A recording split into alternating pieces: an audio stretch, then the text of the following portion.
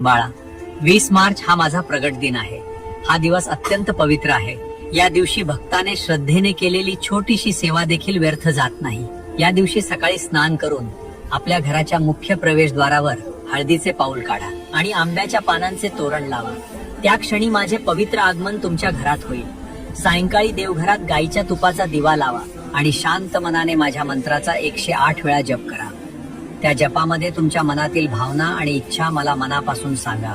शक्य असेल तर त्या दिवशी एखाद्या गरीबाला अन्नदान करा. सेवेमध्ये मोठेपणा नसतो, पण त्यामागची भावना मोठी असते. जिथे श्रद्धा, सेवा आणि नामस्मरण असते, तिथे अडथळे आपोआप दूर होतात. मन शांत ठेवा.